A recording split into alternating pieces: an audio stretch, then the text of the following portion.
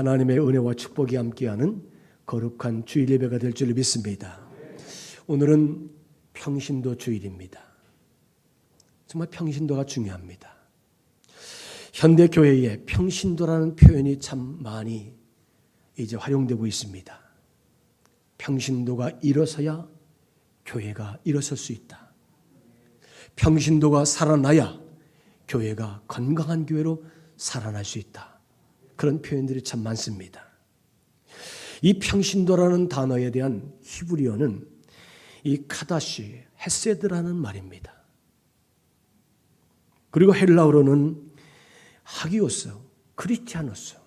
이 말은 거룩한 무리, 성소, 지성소, 하나님께 정결하게 예배를 드리는 자들, 정결한 사람들, 도덕적으로 순결한 그리스도인이 바로 이런 원어적인 의미를 가지고 있습니다. 우리는 예수 믿고 하나님 앞에 예배하는 거룩한 성도들인 것을 믿습니다. 여러분, 평신도가 누굽니까? 성경은 우리들에게 아주 자세하게 표현해 주고 있습니다. 하나님을 믿으며 하나님의 사랑과 구원을 받은 성도들이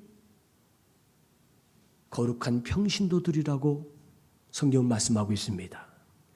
로마에서 하나님의 사랑하심을 받고 성도로 부르심을 받은 모든 자에게 하나님의 은혜와 평강이 함께 있기를 기원하는 사도 바울의 고백을 우리는 들어볼 수 있습니다.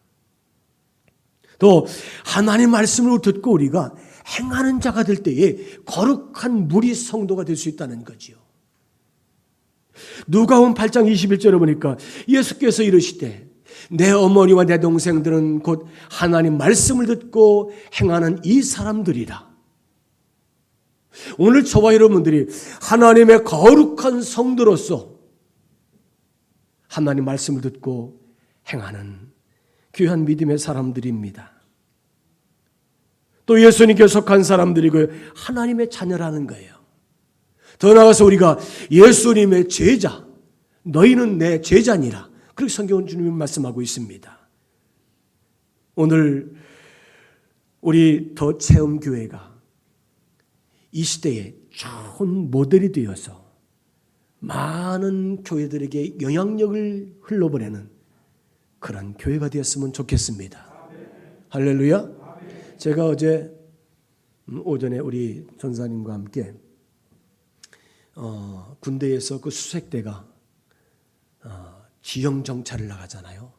그래서 어디에 죽군이 있을 수가 있고 어디에 어떤 목표물들이 있는지 다 제가 어제 차를 타고 연수구청에서 좌회전해서 저 청악대로인가요? 그래서 좌회전해서 가다 보니까 또 우리 교회가 올라가는 표지판에 따라 올라가자. 만나교회. 공사를 하더라고요. 근데 그 예배당이 지금 이제 뭐 이렇게 조립식이잖아요. 다 앙상하게 남아. 예배당, 사무실, 구석구석 제가 다 샅샅이 보면서 이곳은 우리 사랑하는 성도들이 눈물과 땀으로 얼룩진 모습을 우리가 가지고 있구나. 그걸 제가 볼 수 있었어요. 아마 저라면 그 강대상 마루를 뛰어다가 이 강단을 왔을 것 같은데, 왜? 기도와 영적인 은혜가 있는 재단이기 때문에 그렇습니다. 그래서 제가 강단에도 올라가 보고 지저분하죠. 우리 성도들의 손길이 다 묻어 있는 그런 예배당을 보면서 참 감동을 받았어요. 옆에 쭉쭉 뻗은 나무들 보면서 우리 성도들의 신앙이 이렇게 건강하게 뻗어가는 아름다운 신앙의 성도가 되었구나. 그런데 그 옆에 보니까 널찍한 돌 하나가 있더라고요. 이거 우리 거다. 이건 우리가 가져가야 된다. 제가 아주 생각을 아주 굳혔어요. 그래서 우리 관리부장님 이거 가져가야 됩니다. 우리 교회 표지석으로 삼아야 되겠다. 이 집은 만민이 기도하는 집이다. 기독교 대한감리의 더 체험교회 딱 우리 교회 창립 낮았고요. 오직 예수. 이런 말들이 제 막 그 뇌리에 스쳐 지나가는 거예요. 못 듣자 하니 그게 고인돌이라고. 문화재에서 우리 거예요. 우리 땅에 있으면 우리 거죠. 우리 담 넘어온 감나무는 우리 거예요. 그래서 제가 표지표를 세울 자리도 준비해 놨고요. 여러분 들고 오시기 바랍니다. 그래서 한번 석공에 가서 거기다 또 좀 이렇게 글을 써야 되겠죠. 우리가 이 로마서는 사도 바울이 기록한 책입니다. 사도 바울이 로마서 15장 33절 말씀까지 로마서를 쫙 기록하고 끝마쳐서 축도로 로마서를 다 마치고 로마 성도들에게 이제 베베를 통해서 이 책을 보내게 됩니다. 그런데 기도하다 보니까 나의 사역에 많은 눈물과 기도와 물질로 헌신했던 성도들이 한 사람씩 뇌리에 떠오르는 거예요. 다시 펜을 들고 하나님 앞에 기도합니다. 베베, 아굴라와 브리슬라, 마리아, 쭉 쓰는 옆에 있는 제자들이 선생님, 저도 그 자매에게, 그 성도에게 제 문안도 좀 해주세요. 그래서 그 옆에다가 누구누구도 너희에게 문안한다. 그렇게 기록을 하잖아요. 로마서 16장에 가장 먼저 나온 사람이 고린도 지역에는 겐그리아 교회의 베베 자매 집사입니다. 기도할 때에 가장 먼저 떠오르는 사람, 기도할 때에 가장 먼저 입에서 고백되는 얼굴, 그의 이름, 그게 바로 베베였고요. 또 바울을 위해서 목이라도 내어줄 정도로 충성하고 헌신하고 도왔던 아굴라와 브리스길라 부부, 그들의 이름을 기억하면 바울이 편지를 쓰는 것을 볼 수가 있습니다. 사랑하는 여러분, 기도할 때마다 여러분들의 이름이 기억나고 얼굴이 생각이 나고 하나님 앞에 고백되어지는 성도가 되시길 바랍니다. 우리가 그런 성도가 되어야 돼요. 예수님이 여러분을 기억하는 성도가 되어야 돼요. 우리가 천국에 갔을 때에 예수님 저 왔습니다. 너 누구냐? 예, 제가 저 대한민국의 인천광역시의 연수구의 더체험교회의 목사입니다. 누구라고? 그 교회 기도 많이 하는 김모식이 권사가 있는데 그 교회? 아니요, 제가 목사라고요. 이런 문제가 되는 거예요. 여러분의 이름을 주님이 그 권사가 너냐? 그 집사가 너냐? 이렇게 주님이 알아보는 성도가 되시기 바랍니다. 누구누구 성도가 다니던 교회에 너도 있었단 말이냐? 이러면 이게 문제가 심각해진다는 거예요. 사랑하는 여러분, 하나님이 기억하시는 아름다운 성도로 사는 귀한 믿음의 사람이 되시기를 바랍니다. 그래서 베베가 이 기도할 때에 가장 먼저 생각나는 사람이 베베였어요. 그 얼굴이 떠오르는 거예요. 그래서 이 로마서를 베베의 손에 주어서 로마의 성도들에게 전달하는 것을 볼 수 있습니다. 하나님 앞에 헌신하는 성도 따라서 합시다. 예수님은 우리의 헌신을 잊지 않으십니다.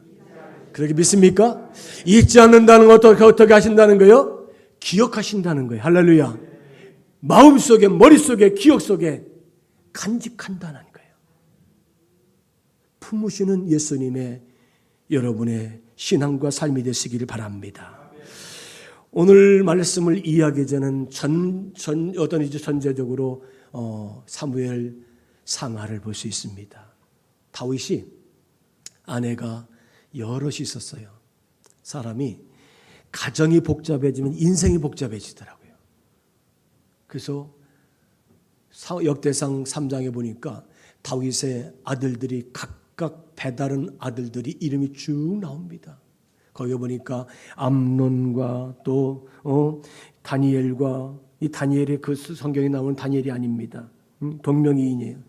압살롬, 아도니아, 스바랴, 이드루암, 이 각각 어머니가 다른 자녀들이 있었던 걸 볼 수 있습니다. 그런데 이 맏아들 암논이 이 셋째 부인의 딸이었던 다말을 굉장히 사랑을 했어요. 그래서 마음에 연모를 하고요. 막 상사병에 걸려서 어찌할 줄 모르는 거예요. 어느 날 이 암논이 다말에게 몹쓸 짓을 합니다.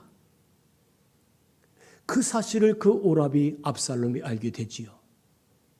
그리고 압살롬이 여러 날 뒤에 온 형제들 다 불러서 큰 잔치를 벌이고 있어요. 형님들 다 오셔서 우리 오늘 양털 깎는 날인데 오셔서 같이 잔치에 동참해 주시기 바랍니다. 그 잔치 온 형제들 가운데 암논을 쳐 죽여버립니다. 그리고 아버지 다윗 왕이 무서워서 그가 저 그것을 외삼촌 집으로 도망가서 1년, 2년, 3년을 지나는데 그것도 아들이라고 다윗 왕 아버지 마음은 늘 그 구슬 땅에 가서 도망가 있는 압살롬에 대한 그 그리움이 사무쳐 있는 거예요. 여러분, 충성된 사람이 어떤 사람인지 아십니까? 왕의 마음을 어떤 것인 것을 알고 해결해 주는 사람이 충성된 신하라는 거예요. 여러분, 만왕의 왕이신 하나님의 마음에 원하는 것이 무엇인지를 알고 마음을 시원하게 하는 성도가 하나님 앞에 충성된 성도인 것을 믿습니다. 왕의 마음, 하나님의 마음을 아는 성도가 되어야 돼요. 그래서 이 다윗 왕의 신하였던 요압이 어느 날 왕의 마음이 늘 압살롬에 가 있는 걸 알고서 밉지 않은 술수를 꾸며서 그 압살롬을 데려오도록 하지요.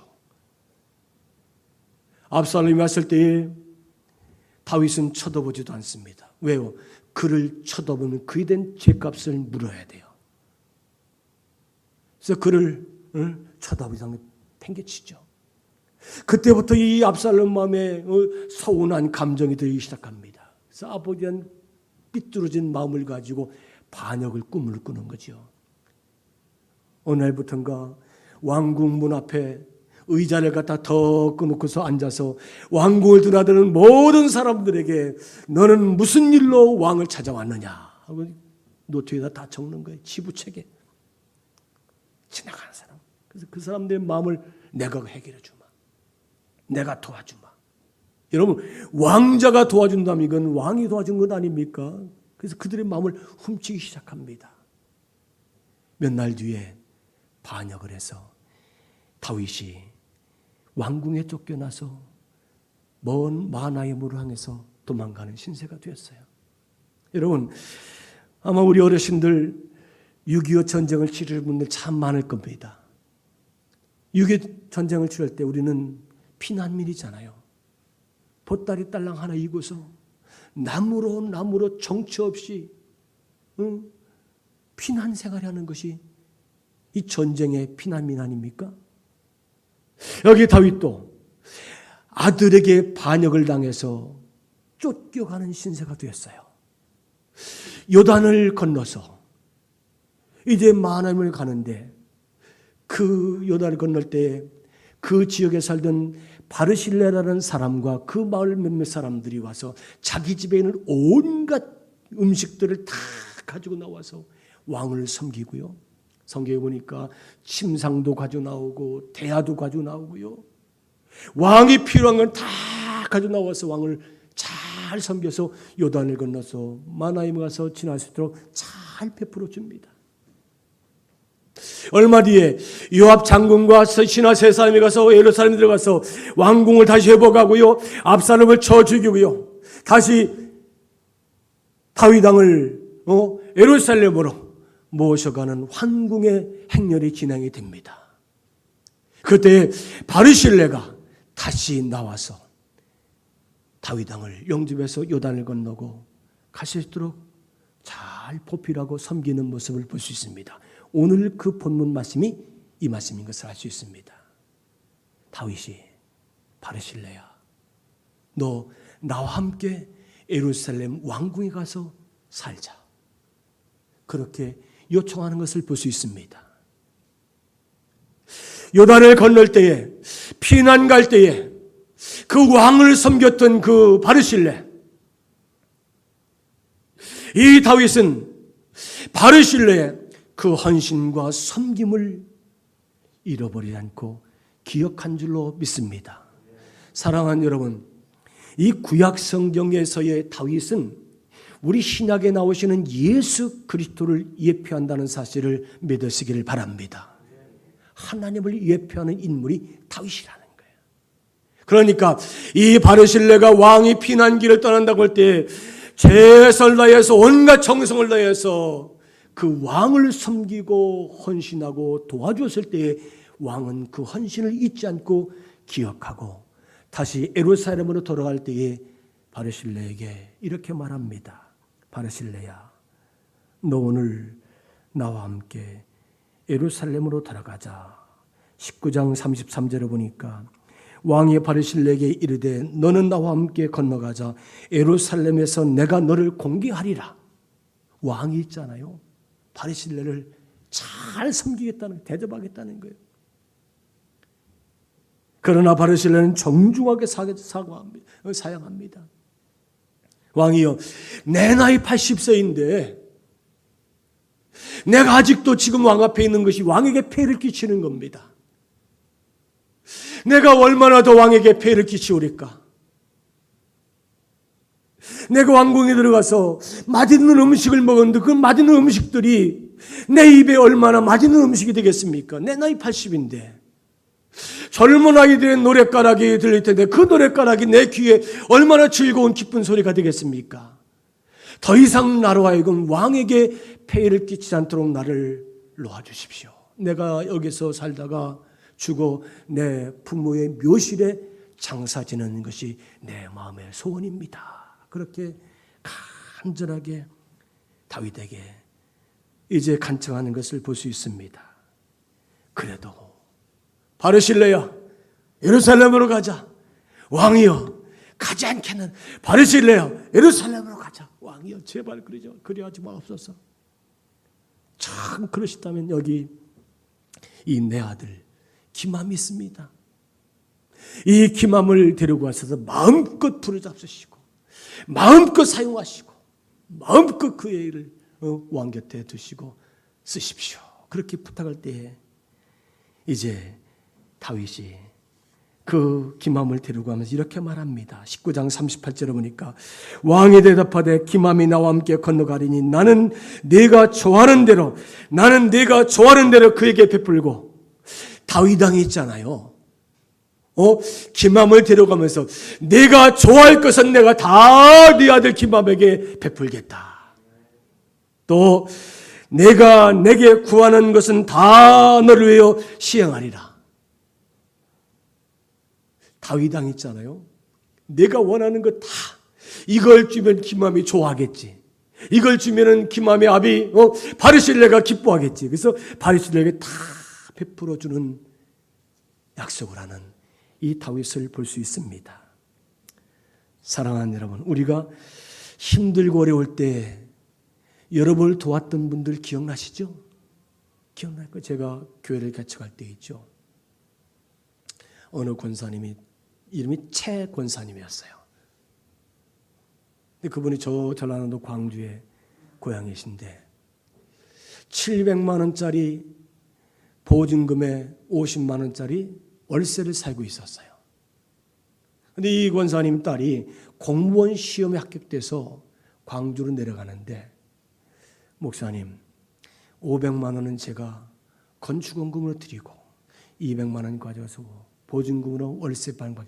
저는 그걸 거절했어요. 절대로 권사님 받지 않습니다. 제가 받을 사람 같아요? 제가 거절했어요. 나중에요. 억지로 헌금을 기쁨으로 들으시더라고요. 저는 그걸 억지로 받았어요. 그런데 그분은 이름도 빛도 없이 그 드리고 그냥 사라져버린 거예요. 정말 어려울 때였어요. 저는 그 권사님을 잊을 수가 없습니다. 여러분, 사람이 어렵고 힘들 때 도왔던 사람을 잊을 수가 없습니다. 지금 다윗 왕이 아들에게 반역을 당하고 피난길을 떠났다가 그 가는 길에 최선을 다해 섬겨주고 도와줬던 바르실레라는 그 인물, 평생 잊을 수가 없습니다. 그를 데리고 가서 예루살렘에 가서 왕궁에서 함께 살면서 그에게 내가 빚을 갚고 싶었지만은 이 바르실레는 끝까지 사양하는 것을 볼 수 있습니다. 사랑하는 여러분, 주님은 저와 여러분의 헌신과 봉사와 충성을 잊지 않고 기억하신다는 사실을 믿으십시오. 하나님 앞에 영광스러운 아름다운 주의 성도가 되시기를 주의 이름으로 축원합니다. 열왕기상 2장에 보니까 다윗이 나이가 들어서 늙어서 죽게 됩니다. 그 아들 솔로몬이 왕이잖아요. 그런데 죽어가면서 유언을 합니다. 세 사람의 이름을 거론하죠. 솔로몬아, 너는 내가 죽거든 저 요압 장군과 시므이라는 놈을 백발이 성성에서 저 지옥에 떨어질 때 편히 죽지 못하도록 해라. 이런 저주를 합니다. 이 다윗이 뒤끝이 있어요. 아주 뒤끝 장렬입니다. 하나님 앞에 왕이었고 믿음하면 다윗이잖아요. 그런데 얼마나 이 요압 장군이 다윗을 까칠하게 하고 힘들었던지, 저 요압이 죽을 때에 백발이 성성에서 지옥에 떨어질 때에 편히 죽지 못하도록 해라. 열왕기상 2장 5절에 보니까 수레의 아들 요압이 내게 한 일 곧 네 지혜를 행하여 그의 백발이 평안히 소울에 내려가지 못하도록 해라. 2장 8절에 보니까 베냐민 사람 게라의 아들 시므이가 너와 함께 있나니 그는 내가 마하나임으로 갈 때 악독한 말로 나를 저주하였느니라. 이 다윗 왕이 피난길을 압살롬의 반역을 때문에 피난길을 떠날 때에 이 시므이라는 사람은 돌을 던지면서 먼지와 티끌을 던지면서 피로 앉아요, 피로 앉아요, 피로 먹을 자요, 저주를 받으라고 그렇게 저주한 사람이 시므이라는 거예요. 시므이가 죽을 때에 편히 죽지 못하도록 해라. 아버지 다윗 왕이 아들 솔로몬에게 그렇게 유언을 합니다. 그러나 2장 7절에 이렇게 말씀하고 있습니다. 바르실레의 아들들에게는 은총을 베풀어라. 할렐루야. 바르실레의 아들들에게는 은총을 베풀어라. 죽어가면서도 기억에 있는 사람, 죽어가면서도 이름이 기억나는 사람. 여러분, 선한 영향력을 가지고 기억되는 사람이 되시길 바랍니다. 하나님 앞에 은총을 입은 것이 우리가 기억이 되어야 돼요. 그리고 이 솔로몬에게 바르실레의 아들들은 내 상에서 먹도록 해라. 여러분, 왕의 상에서 산의 진미를 먹고요, 수라상을 먹는다는 것이 얼마나 큰 축복입니까? 왕의 상에서 먹는 자 어떤 사람입니까? 왕자들이에요. 바르실레의 아들들을 왕자와 같이 대우해주라. 최측근입니다. 신복이죠. 최고의 믿을 만한 신하가 왕의 밥상에서 먹는 사람 아닙니까? 사랑하는 여러분, 우리가 하나님 존재 앞에 사는 아름다운 성도가 돼야 돼요. 할렐루야. 주님 존재 앞에 사는 성도가 돼야 돼요. 다윗은 그 바르실레의 아들들의 왕의 상에서 먹도록 해달라고, 잘 내주라고 유언하는 것을 볼 수 있습니다. 이거 관계죠, 관계. 신앙생활은 관계예요. 하나님과 아름다운 영적 관계가 잘 되어 믿음 생활 잘하고 복을 받을 수 있습니다. 우리 성도의 관계를 잘해야 돼요. 이웃과의 관계. 이웃을 사랑하고 성도를 사랑할 때 하나님 앞에 잘했다 칭찬받는 거룩한 성도가 될 줄로 믿습니다. 예수님을 잘 섬기는 신앙. 이 다윗을 예수님처럼 알고 하나님으로 알고 바르실레는 잘 섬기고 오실 때나 가실 때나 변함없이 섬겼던 이 바르실레의 아름다운 신앙을 우리는 본받는 성도가 될 줄 믿습니다. 여러분, 주님을 위해서 사랑하고 최선을 다해 섬길 때에 하나님은 그를 참 기뻐하는 성도라는 사실을 믿습니다. 저는 바르실레를 생각하면서 이 평신도 주일에 우리가 하나님을 섬기는 거룩한 성도, 평신도의 모본이 이 바르실레가 아닌가. 하나님을 섬기는 모습, 하나님 앞에서 엎드리는 모습, 하나님 앞에서 겸손한 신앙적인 자세, 이 바르실레의 모습. 예수님도 십자가에 고난을 당하시기 전에 밤새도록 채찍에 맞고 고난을 당하셨잖아요. 온 몸이 피투성이가 되고요, 만신창이가 됩니다. 그리고 그 다음날 골고다를 향해서 십자가를 지고 걸어가시잖아요. 가다가 넘어지고 가다가 넘어지고. 여러분, 성주스를 가셨을 때에 비아돌로사, 예수님이 십자가를 지고 걸어가신 길이 비아돌로사야. 첫 번째 넘어진 곳, 두 번째 넘어진 곳, 12번째, 13번째, 14번째 넘어진 곳, 거기에 다 표시가 되어 있어요. 그런데 예수님 십자가 지시고 너무 고통스러운 나머지 더 이상 갈 수 없어 넘어지고 쓰러질 때에 로마 군병이 곁에서 지켜보던 구레네 시몬이라는 사람을 데려다가 예수님을 대신해서 십자가를 지게 합니다. 구레네 시몬은 억지로 진 십자가예요. 기쁨으로 진 건 아닙니다. 억지로 진 거예요.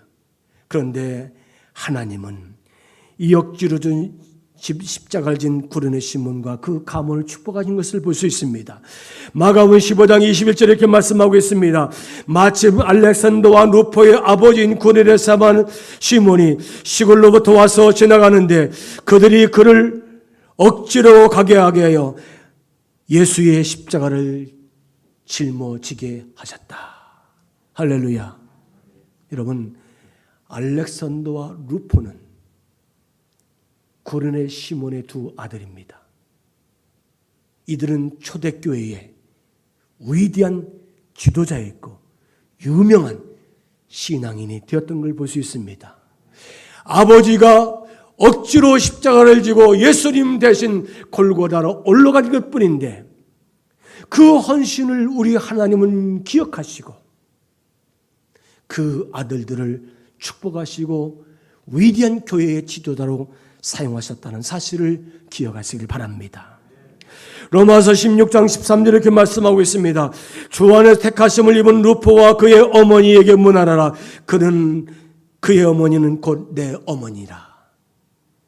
구레네 시몬의 아내, 그 여인도 초대교회의 믿음의 어머니답게 많은 성도를 섬기고 신앙으로 세워주는 위대한 믿음의 선도자가 되었다는 사실을 기억하시길 바랍니다.